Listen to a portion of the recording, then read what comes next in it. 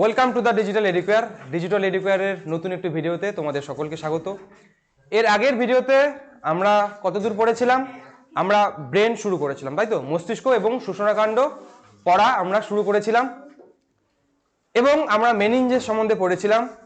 আমরা কি মেনিনজেসের বিভিন্ন আবরণ সম্বন্ধে পড়েছিলাম এবং সেরিব্রোস্পাইনাল ফ্লুইড যে ছিল সেটা সম্বন্ধেও আমরা পড়েছিলাম। আজকের ভিডিওতে আমরা মেইনলি ফোকাস করব কিসের উপর? মস্তিষ্কের উপর। মস্তিষ্কের ক্লাসিফিকেশন, মস্তিষ্ক কি কি অংশ নিয়ে তৈরি এবং তাদের বিভিন্ন কাজ, তাদের অবস্থান, এই সব কিছু নিয়ে পড়ব। আগের বারে পরীক্ষায় আমি আবারও বলেছি নিউরন এসেছে, এবারে 5 নম্বরের জন্য তৈরি হয়ে নাও মস্তিষ্ক, গ্যারান্টি আসবে। কথা না? যারা কথা বলছো একটু চুপ করে থাকো, এবার আমাদের এবার ক্লাস শুরু হবে। মস্তিষ্কর আমরা চলে যাই মস্তিষ্কের মধ্যে। এই হচ্ছে আমাদের মস্তিষ্কের ক্লাসিফিকেশন, মানে শ্রেণী বিভাগ। একটা মস্তিষ্ক বলতে আমাদের কি বোঝায়? এই মাথা না, কি আমাদের যে ব্রেইনটা আছে এই মাথাটার ভেতরে, সেটা বলছে। এটা আমরা 3টা ভাগে ভাগ করতে পারি। প্রথমে আমরা একটু শ্রেণীবিভাগ শুনে নিই। এই ছবিটার দিকে তাকাবে, ঠিক আছে? 3টে ভাগ কি কি? অগ্র মস্তিষ্ক, মধ্য মস্তিষ্ক এবং পশ্চাৎ মস্তিষ্ক। এখানে তোমরা অগ্র মানে ভাববে না যে আমার নাকের দিকের অগ্র, মধ্য মানে মাঝখানে, পশ্চাৎ মানে পিছনের দিকে, এটা না। কোন দিক দিয়ে? অগ্র মানে এখান পর্যন্ত অগ্র, তার নিচে মধ্য, তার নিচে পশ্চাৎ। অগ্র মস্তিষ্ক কোনটু? এখানে ব্রাউন কালারে দেখতে পাচ্ছ এটা, প্লাস এখানে হলুদ রঙের যে একটু অংশ আছে, এটা হচ্ছে আমাদের অগ্র মস্তিষ্কের পার্ট। এখান থেকে শুরু করে এই পর্যন্ত এটা কি? এই গোটাটাই হচ্ছে কি আমাদের অগ্র মস্তিষ্ক। হলো অগ্র মস্তিষ্কের নিচে কোনটা? এই যে ব্লু কালারে এটা দেখতে পাচ্ছ, এইটুকু অংশ, এটা কি? এটা হচ্ছে মধ্য মস্তিষ্ক। মনে রাখবে, দেখো উপরের দিকে আসলো না? অগ্র আগে উপরে, তার নিচে কি? মধ্য, তার নিচে এখান থেকে শুরু করে। এবার কথা কেন এত? কোনটা? এখান থেকে শুরু করে এই পর্যন্ত অংশ দেখতে পাচ্ছ, এটা কি? পশ্চাৎ মস্তিষ্ক। অগ্র ব্রাউন কালারের, যেটা আমরা পার্পল কালার দিয়ে চিহ্নিত করে রেখেছি। পশ্চাৎ হচ্ছে এইটা। মধ্য কোনটা? এই মাঝখানের এই ছোট্ট অংশটা কি? মধ্য মস্তিষ্ক বা মেসেনসেফালন। প্রথমের শ্রেণীবিন্যাসটা বোঝা গেল আমাদের। এরপরে আসি, অগ্র মস্তিষ্ককে আবার 2টা ভাগে ভাগ করা যায়। কি কি ভাগ? টেলেনসেফালন, সরি এখানে একটা জিনিস ভুল করে চলে এসেছে, এটা এখানে হবে না, মাইলেনসেফালনটা হয়ে যাবে এখানে।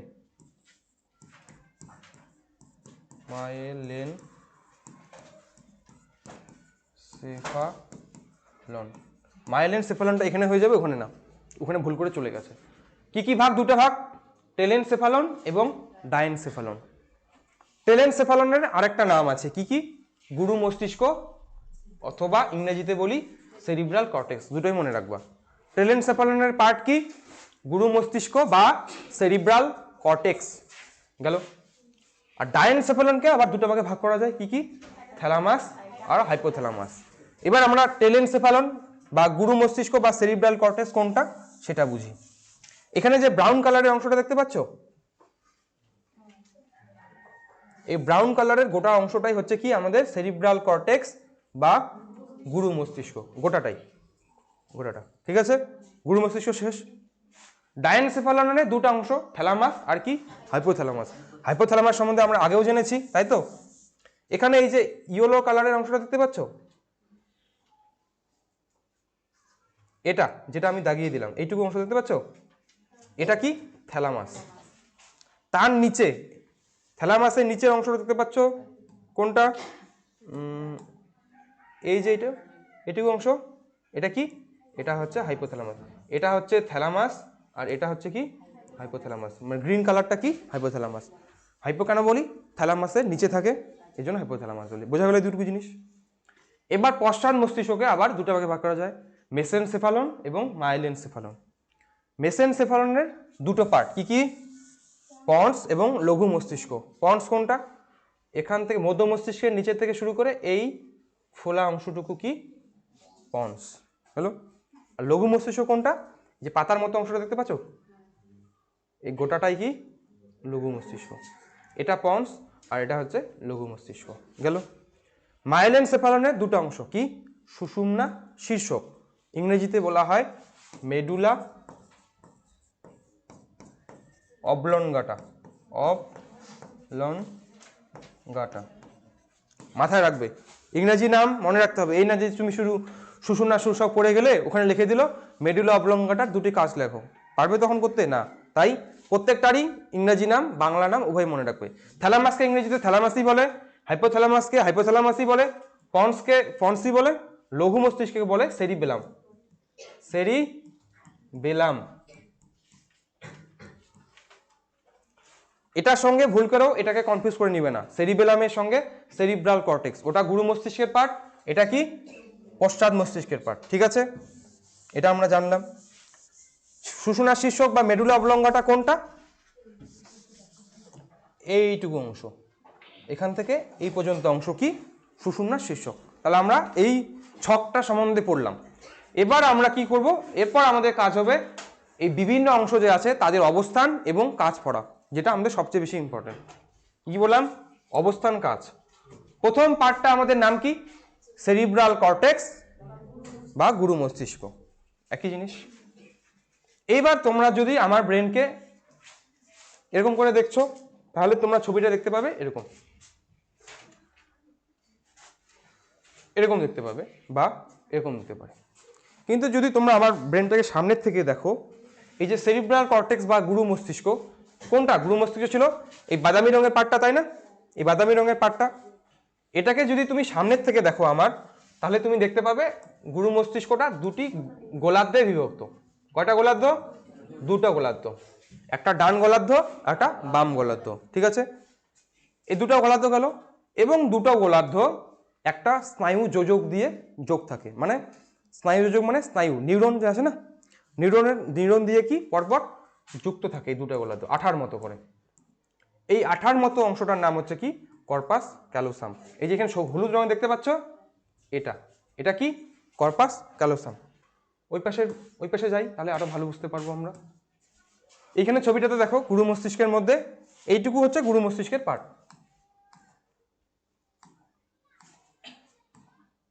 এইটুকু এখান থেকে শুরু করে এখানে ব্রেনটাকে কি পিছনের থেকে দেখানো হচ্ছে, এখান থেকে এই পর্যন্ত দেখানো হয়েছে, দেখতে পাচ্ছ। এখানে দেখতে পাচ্ছ এই যে সুতোর মতো করে দেওয়া আছে, এটাই হচ্ছে কি কর্পাস ক্যালোসাম।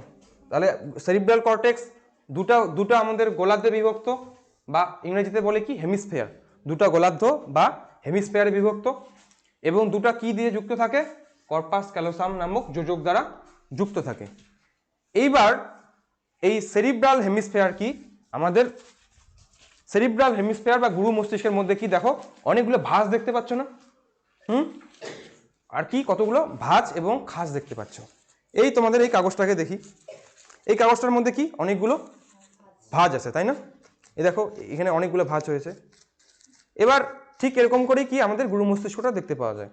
এই ভাঁজগুলোর নাম হচ্ছে কি জাইরাস, কি নাম, ভাঁজ বা জাইরাস ইংরেজিতে বলে। আর ভাঁজগুলো হওয়ার জন্য কি হয়েছে, আমাদের কতগুলো খাঁজের সৃষ্টি হয়েছে। যেমন দেখো এই একটা ভাঁজ, এই একটা ভাঁজ, দুটো মাঝখানে একটা গর্ত সৃষ্টি হয়েছে না, এই গর্তগুলোর নাম কি খাঁজ, খাঁজগুলোর নাম কি সালকাস। ভাঁজগুলো হচ্ছে উপরের দিকের অংশগুলো, উপরের দিকের গুলো ভাঁজ, আর গর্তটা কি খাঁজ। ভাঁজগুলোর নাম জাইরাস, খাঁজগুলোর নাম সালকাস। হয়েছে। এছাড়াও আমাদের এই গুরু মস্তিষ্ক আবার বিভিন্ন ভাগে বিভক্ত। কোনো বই দেখবা 4টা ভাগ লেখা আছে, কোনো বই দেখবা 5টা ভাগ আছে। কি কি ভাগ, এদিকে দেখো, ফ্রন্টাল, প্যারাইটাল, টেম্পোরাল, অক্সিপিটাল। মানে গুরু মস্তিষ্কটাকে আবার বিভিন্ন অংশে ভাগ করা যায়। এই ছবিটাতে দেখো দেখা যাচ্ছে এখানে ভালো করে, দাঁড়াও এটাকে আমি এবার যেহেতু এটাকেই বোঝাবো তো এটাকে আমি বড় করে নিই, এটার আমাদের দরকার নেই। দেখো এবার কি কি পার্ট, ফ্রন্টাল, কোন অংশটা ফ্রন্টাল রে, এই যে এখান থেকে এইটুকু অংশ আমাদের ফ্রন্টাল। ঠিক আছে, ফ্রন্ট মানে কি সামনের দিকে।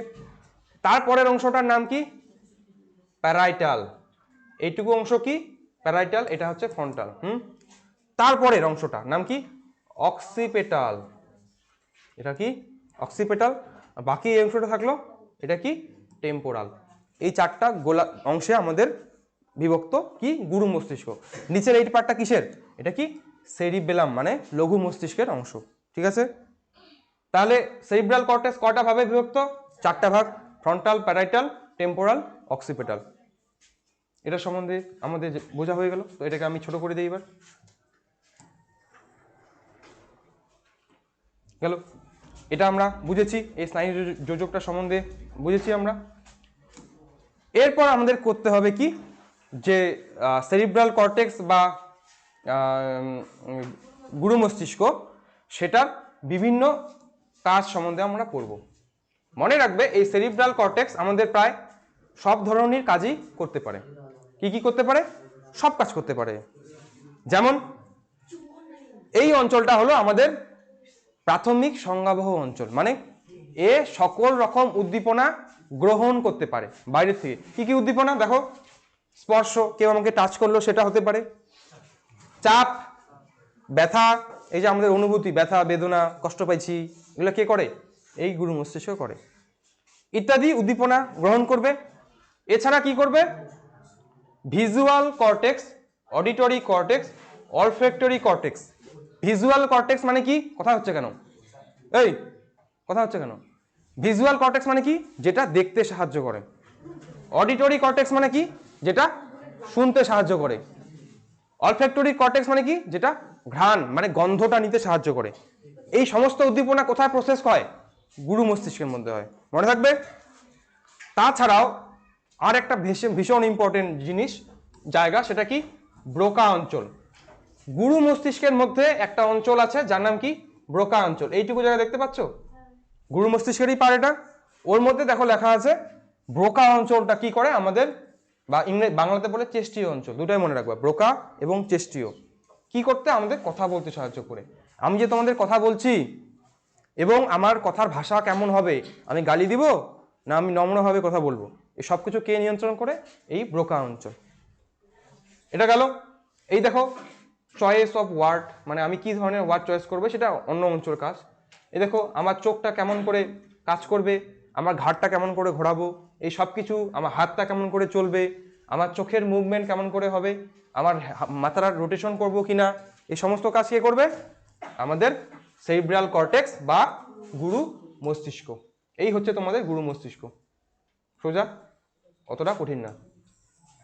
যে পেঁচানো পেঁচানো অংশটা থাকে তাকে আমরা বলি গুরু মস্তিষ্ক বা সেরিব্রাল কর্টেক্স। এটা দুটো গোলার্ধে বিভক্ত, বাম গোলার্ধ, ডান গোলার্ধ, এবং দুটোই কি দিয়ে যোগ করা থাকে, একটা স্নায়ু যোজক যার নাম কি কর্পাস ক্যালোসাম।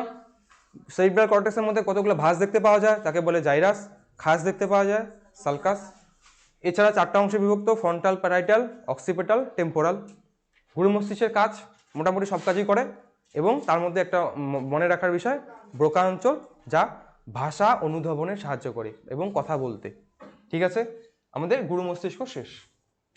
এরপরে গুরু মস্তিষ্কের পরের অংশ কি ছিল, গুরু মস্তিষ্ক পড়লাম, এবার ডাইনসেফালন আসলো। ডাইনসেফালনের দুটো অংশ কি, থ্যালামাস, হাইপোথ্যালামাস। আমরা প্রথমে থ্যালামাস সম্বন্ধে পড়ব। কি আছে থ্যালামাসে, কোথায় থাকে, মস্তিষ্কের, গুরু মস্তিষ্কের নিচে অবস্থিত থাকে। এই নিলয় টেলয় এগুলো এখন মনে রাখা দরকার নেই, কোথায় থাকে, গুরু মস্তিষ্কের নিচে। এবং এটা সম্বন্ধে আমাদের যেটা ইম্পর্টেন্ট করতে হবে সেটা কি, কাজ করতে হবে। কি কি, থ্যালামাস রিলে স্টেশন রূপে কাজ করে এবং বিভিন্ন গ্রাহক থেকে আগত চাপ, তাপ, স্পর্শ, বেদনা, দর্শন ইত্যাদি সংজ্ঞাবাহ উদ্দীপনাকে সেরিব্রাল কর্টেক্সে প্রেরণ করে। একটা কথা আছে কি, রিলে স্টেশন। রিলে স্টেশন, তোমাদের স্কুলে রিলে রেস হয়েছে, কি হয় রিলে রেসে, একজন একটা লাঠি নিয়ে যায়, আরেকজনকে দেয়, ও গিয়ে আরেকজনকে দেয়, তারপর আরেকজনকে দেয়, তাই না। থ্যালামাসও কি করে, রিলে স্টেশন রূপে কাজ করে। মানে তুমি মনে করো এখান থেকে জলপাইগুড়ি যাবে, বাস স্ট্যান্ডে যাবে, তাই তো, কারো বাড়ি কালামাটি, কারো বাড়ি লক্ষ্মীরহাট, কারো বাড়ি বোলবাড়ি, মৌলানি, সবাই কোথায় আসবে, আমাদের বোলবাড়ি বাস স্ট্যান্ডে আসবে। ওখান থেকে কেউ জলপাইগুড়ি যাবে, কেউ ধূপগুড়ি যাবে, কেউ শিলিগুড়ি যাবে, তাই তো, কিন্তু আসতে হবে কোথায়, বোলবাড়িতে, তাই না। এই থ্যালামাস হচ্ছে ওই বোলবাড়ির মতো কাজ করবে, মানে রিলে স্টেশন, সবাই ওখানে আসবে। বিভিন্ন যে উদ্দীপনা আমাদের শরীরে, চাপ, তাপ, ব্যথা, এগুলো কোথায় আসবে আগে, আগে থ্যালামাসে আসবে, তারপর সেখান থেকে কোথায় যাবে, গুরু মস্তিষ্কে। এই দেখো উদ্দীপনাগুলো কোথা থেকে আসছে, এসে কোথায় জমা হচ্ছে, থ্যালামাসে গিয়ে জমা হচ্ছে। তারপর সেখান থেকে থ্যালামাস বলবে যে তুই এই জায়গায় যা, তুই এখানে যা, তুই এখানে যা। এই কথাটার মানেই হচ্ছে কি, রিলে স্টেশন রূপে কাজ করে। বুঝা গেল? ও কি দেখলো, কি শুনলো, কি স্পর্শ করলো, সেগুলো আগে থ্যালামাসে আসবে। তারপর থ্যালামাস বলবে যে তুই গুরু মস্তিষ্কের এই অংশে যা, তুই গুরু মস্তিষ্কের ওই অংশে যা। বোঝা গেল?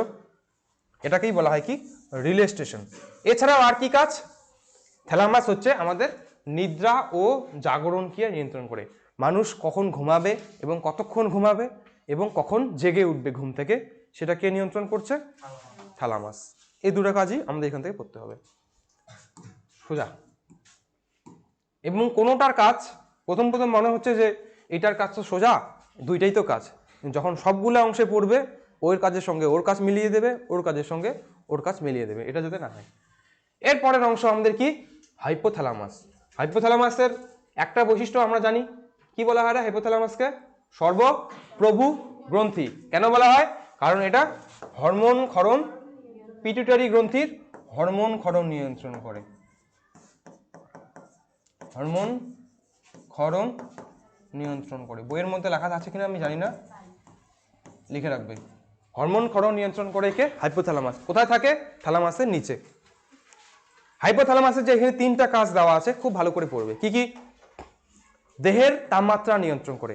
আমার শরীরে যখন তাপমাত্রা বেড়ে যাবে, সেটা মনে কর গরমের দিনে আমাকে আগুনের সামনে রেখেছে, তাপমাত্রা কি বাড়বে, আমাকে বরফের মধ্যে রেখেছে, তাপমাত্রা কি কমবে।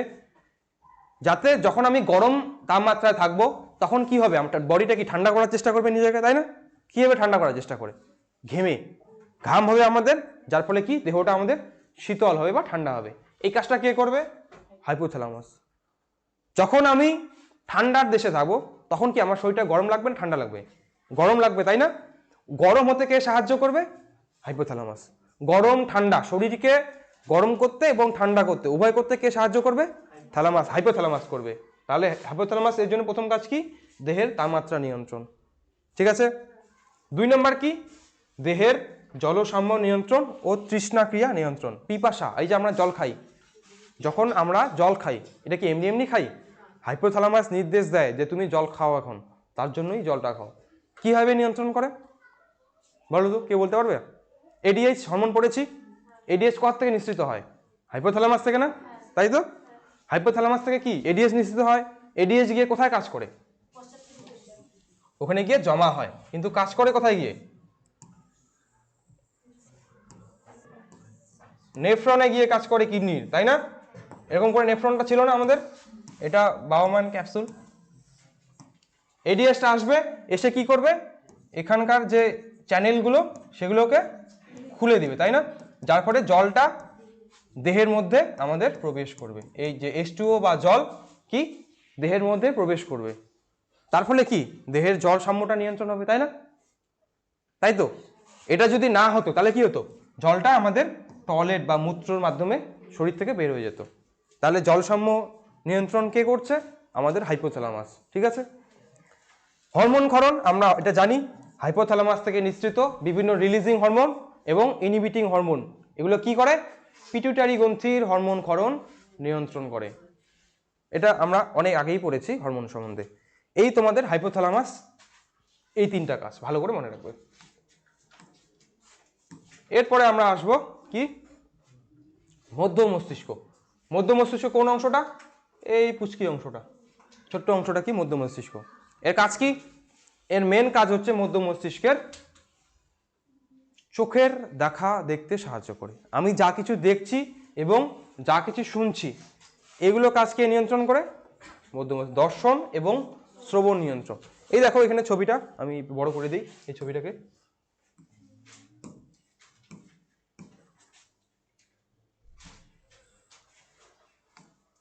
এই দেখো এবার ছবিটা, এটা কি চোখ, চোখের মধ্যে কি থাকে, যখন চোখ পড়াবো বুঝবে, অপটিক নার্ভ থাকে, তাই তো? অপটিক স্নায়ু নামে একটা স্নায়ু থাকে। আমরা 2 নম্বর স্নায়ুটা অলফ্যাক্টরি অপটিক, অপটিক কথাটা মানে কি, দেখতে, যে স্নায়ুটা আমাদের দেখতে সাহায্য করে। এই যে চোখের মধ্যে কি অপটিক স্নায়ুটা কোথায় চলে যাচ্ছে দেখো তো, মধ্য মস্তিষ্কে এই অংশটা আসছে, তাই না? লক্ষ্য করো, এই দর্শনে সাহায্য করছে। Input from nerves of years, মানে হচ্ছে কান। কোথার থেকে ইনপুটটা আসবে? আমাদের কানের থেকে যে ইনপুটটা আসবে কোথায় যাচ্ছে? মধ্য মস্তিষ্কে। এটাই হচ্ছে মধ্য মস্তিষ্কের প্রধান কাজ, দর্শন এবং শ্রবণে সাহায্য করে, এর বাইরে কিছু বোঝার দরকার নেই।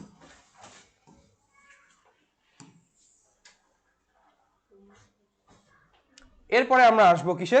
পন্স।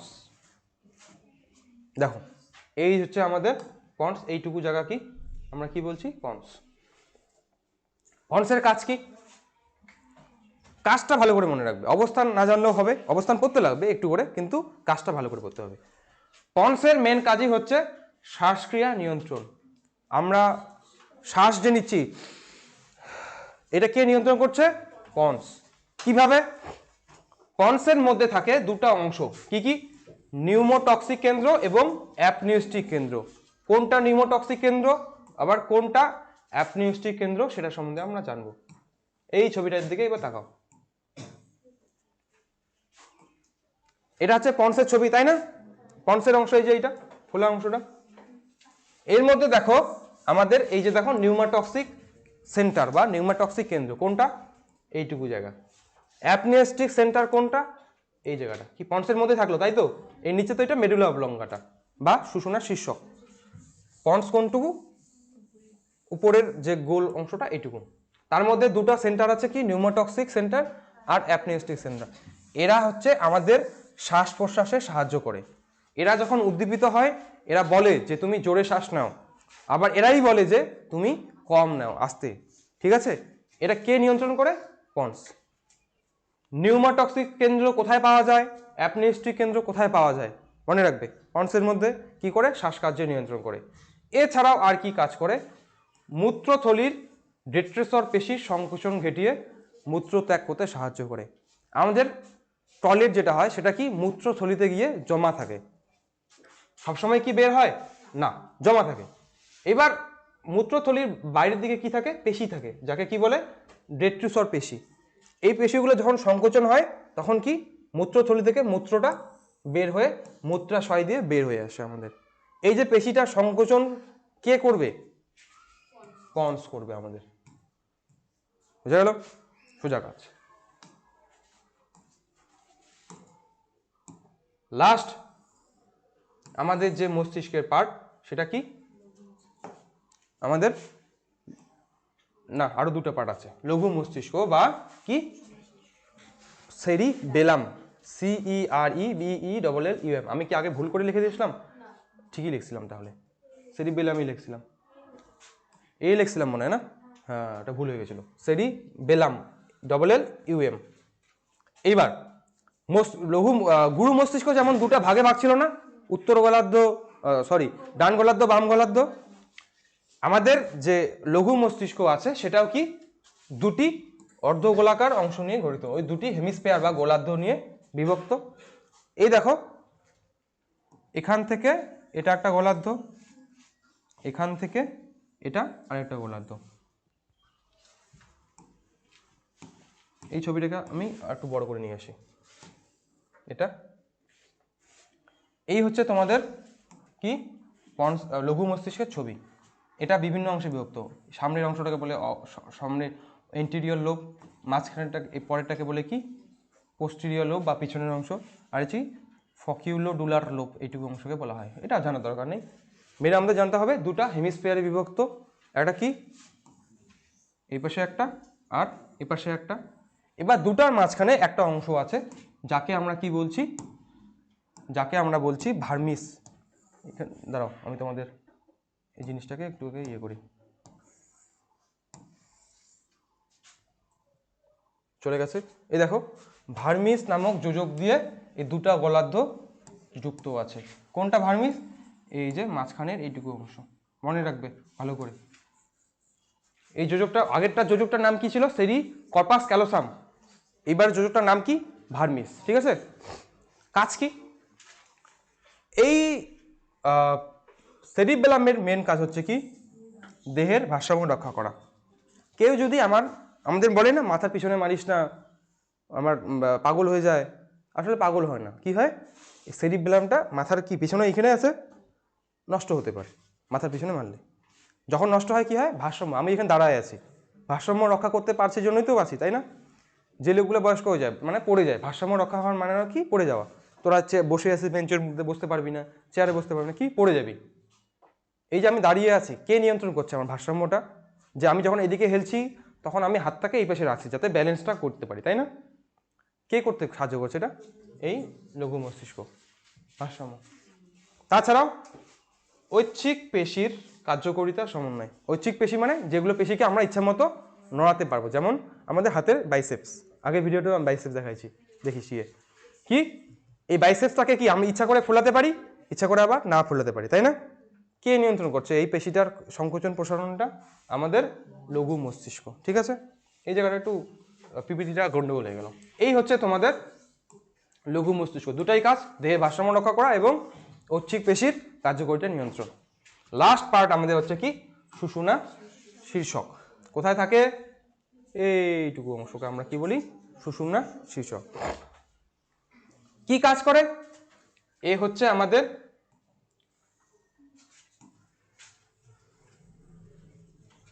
শ্বাস প্রশ্বাস নিতেও সাহায্য করে। আর একটা কাজ হচ্ছে হৃদক্রিয়া, হৃদ স্পন্দন। মনে রাখবে, পন্স ওরও কাজ হচ্ছে কি, শ্বাসক্রিয়া নিয়ন্ত্রণ। সুষুম্না শীর্ষক এরও কাজ হচ্ছে কি, শ্বাসক্রিয়া নিয়ন্ত্রণ। কিন্তু আরেকটা এক্সট্রা, সেটা কি, হৃদস্পন্দন। আমাদের হৃদস্পন্দন বাড়বে না কমবে, কে নিয়ন্ত্রণ করে? সুষুম্না শীর্ষক। আর একটা কাজ কি, হাঁচি, কাশি, বামন, লালাক্ষরণ, গলাৎকরণ নিয়ন্ত্রণ করে। হাঁচি, এবার যে আমরা হাঁচি দিই, কে নিয়ন্ত্রণ করে? সুষুম্না শীর্ষক। কাশি হয়, গলাধঃকরণ মানে খাবারটা খাওয়ার সময় কি নিচের দিকে যায় না, এটা কে নিয়ন্ত্রণ করছে? সুষুম্না শীর্ষক। এই হচ্ছে তোমাদের ব্রেন এবং ব্রেনের বিভিন্ন অংশ, অবস্থান, কি কি অংশ দিয়ে যুক্ত থাকে, কি কি কাজ, ভালো করে পড়বে। ভিডিওটা যদি ভালো লাগে থাকে অবশ্যই আমাদের চ্যানেলটি সাবস্ক্রাইব করবে এবং আমাদের নোটিফিকেশন যে বেল আইডিটা আছে, বেল আইকনটা আছে সরি, সেটাকে প্রেস করে রাখবে।